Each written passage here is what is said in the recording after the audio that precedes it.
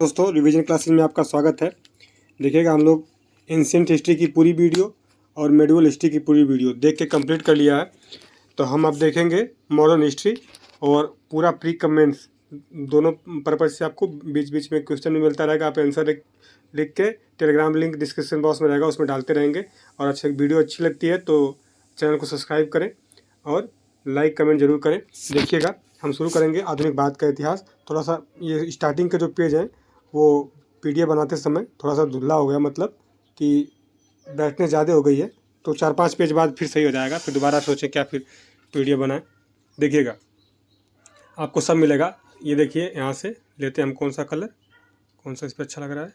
1 minute देख लेते हैं। ये रेड सही है, ब्लैक सही है, हाँ ठीक है। ये चलिए ये देखते हैं हम लोग इसी से। ठीक, देखिए विदेशी कंपनियों का भारत में आगमन देखेंगे हम लोग, और मुख्य कारण क्या क्या थे। देखिएगा क्या क्या कारण है।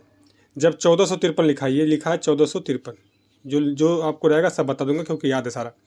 1453 में आपका कुस्तुतुनिया का पतन हो गया।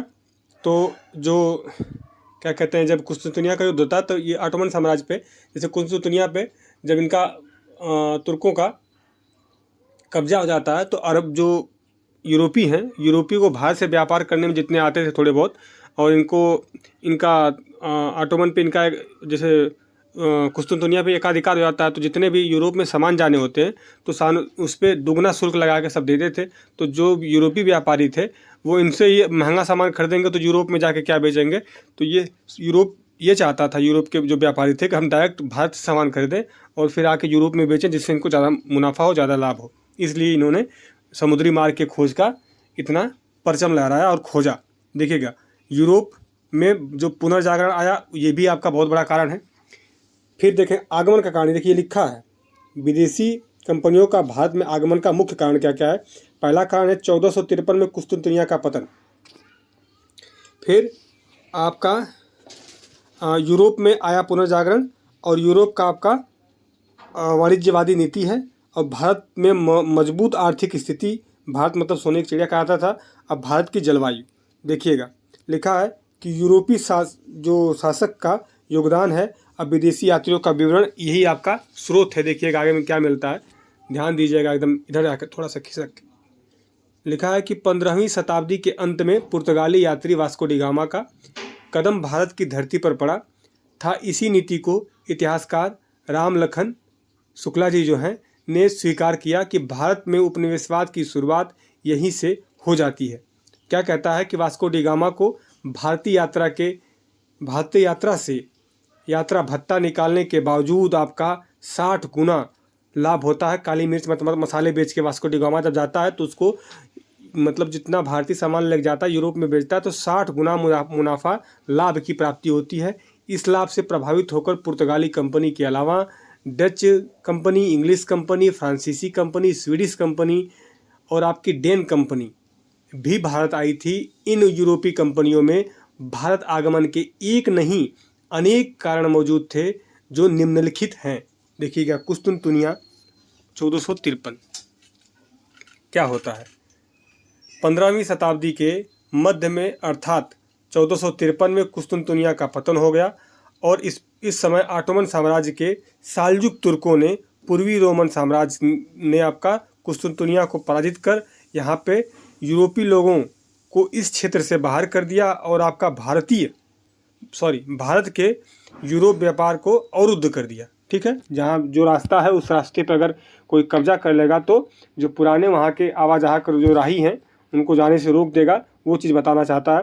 कह रहा है कि 1453 के पूर्व यूरोपीय व्यापारी कुस्तुनतुनिया से होकर स्थलीय मार्ग से भारत आते थे, लेकिन कुस्तुनतुनिया के पतन के बाद यूरोपीय लोगों ने वैकल्पिक मार्ग को खोजना प्रारंभ किया, वैकल्पिक मार्ग की खोज प्रारंभ की।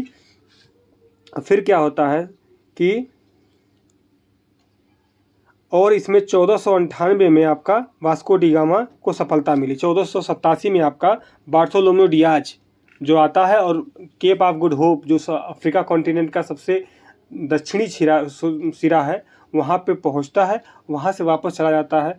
जो प्रिंस हेनरी द नेविगेटर हैं पुर्तगाल के जो स्पेन के आपके प्रिंस थे, उन्होंने बहुत बढ़ावा दिया था। जैसे उन्होंने कोलंबस को भेजा था, तो कोलंबस क्या कहते हैं कि आना था इधर, चला गया अमेरिका। तो यही मिलेगा, सब मिलेगा आपको। वास्को डी गामा ने भारत से आने वाली समुद्री मार्ग की खोज की और कालांतर में इसी मार्ग का अनुसरण अन्य यूरोपीय कंपनियों ने किया।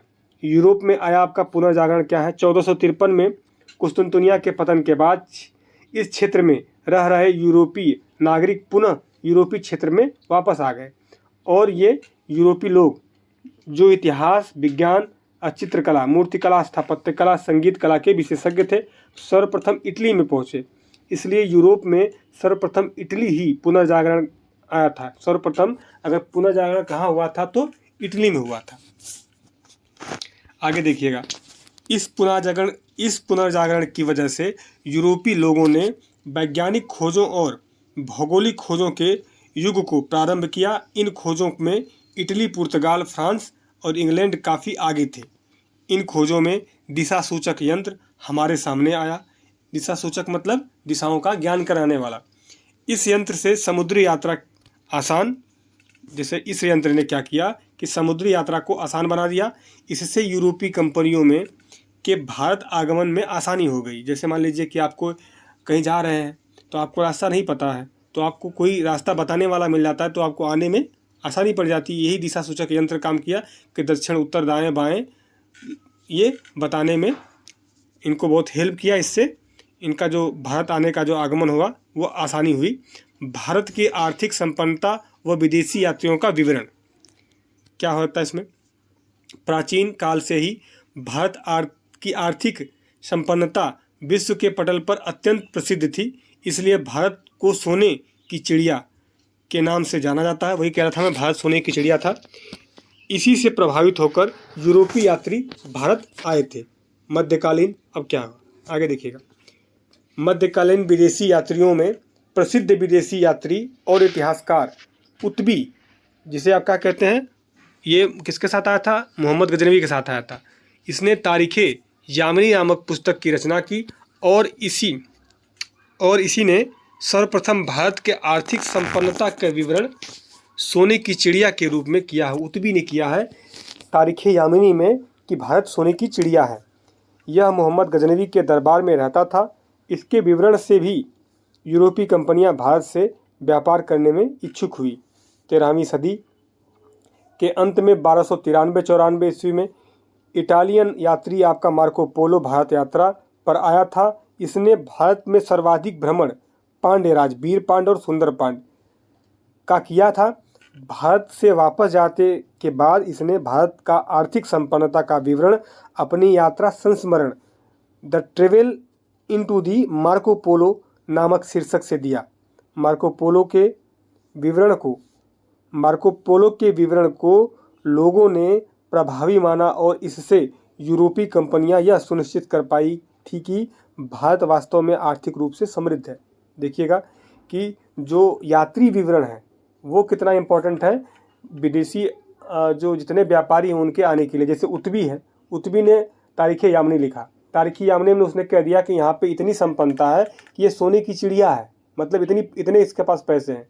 तो कोई भी संभवतः कोई भी अपने माइंडसेट में ये डालेगा कि हम वहाँ से व्यापार करेंगे तो हमारा कितना लाभ होगा। जैसे अभी उनको काली मिर्च बहुत पसंद थी, अगर यूरोपियों को काली मिर्च। भारत की जलवायु देखिएगा, भारत उष्णकटिबंधीय जलवायु के क्षेत्रों में आता है, इसलिए स्वाभाविक रूप से आपका भारत बड़े पैमाने पर मसालों की खेती की जाती थी। इन मसालों की यूरोपीय देशों में बहुत ज़्यादा मांग थी और क्योंकि यूरोपीय महाद्वीप शीतोष्णकटिबंधीय जलवायु के क्षेत्र में आता है, इस मसालों की प्राप्ति के लिए भी यूरोपीय कंपनियां भारत की तरफ आई थी। आगे देखिएगा क्या है यूरोपीय शासकों का योगदान जो है, यूरोपीय शासकों ने समय समय पर अपने देश के कंपनियों को भारतीय व्यापार के लिए प्रोत्साहित किया था। प्रमुख यूरोपीय शासकों का नाम निम्नलिखित है जो उन्होंने प्रोत्साहित किया था। पुर्तगाल के जो शासक प्रिंस हेनरी जो थे, इनको नेविगेटर के उपाधि मिली थी। स्पेन की जो महारानी थी आपका इसाबेला, और इंग्लैंड की रानी एलिजाबेथ टेलर प्रथम थी। यूरोप की वाणिज्यिक नीति देखिएगा 15वीं-16वीं शताब्दी से यूरोप में वाणिज्यिक नीति अत्यंत लोकप्रिय बनी थी। ठीक, इस वाणिज्यिक नीति के तहत यूरोप में यह स्वीकार किया गया कि उद्योग धंधों की स्थापना करके जैसे आपका बुलियन को प्राप्त किया जा सकता है। ठीक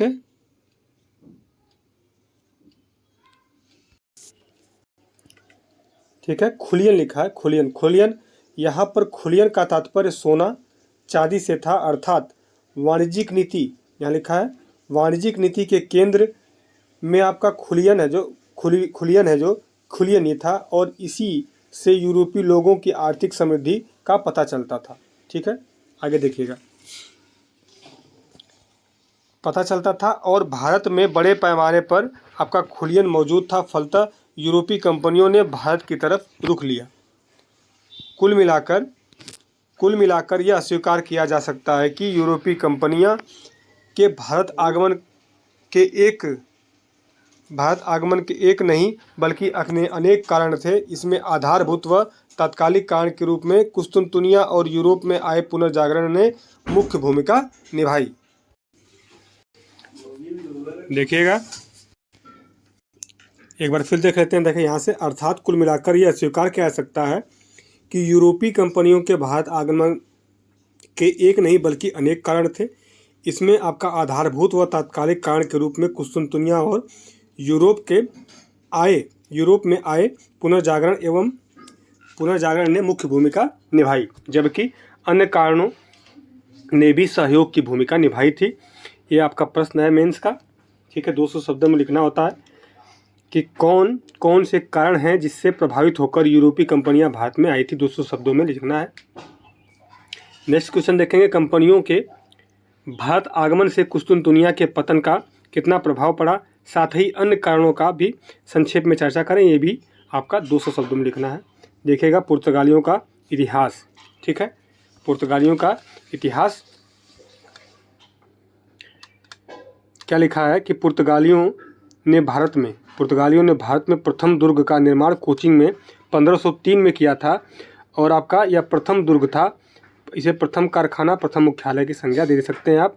निर्माण अल्बुकर्क करता है। इस समय यह वायसराय नहीं रहता है, वायसराय बाद में बनता है। पुर्तगाली कंपनी का इतिहास देखेंगे तो आपका पुर्तगाली कंपनी के निजी अभियान, पुर्तगाली कंपनी का आपका सरकारी अभियान, पुर्तगाली कंपनी की नीतियाँ, पुर्तगाली कंपनी की देन, आपका पुर्तगाली कंपनी ने भारतीय व्यापार में आपका पिछड़ेपन का कारण था। देखिएगा ये। ठीक है, तो हम लोग छोटी छोटी ऐसे वीडियो बनाते हुए अपना सारा इतिहास कंप्लीट करेंगे, जिससे तो पुर्तगाली के इतिहास नेक्स्ट वीडियो में देखते हैं। तब तक के लिए धन्यवाद। जल्दी, ठीक है, धन्यवाद जी।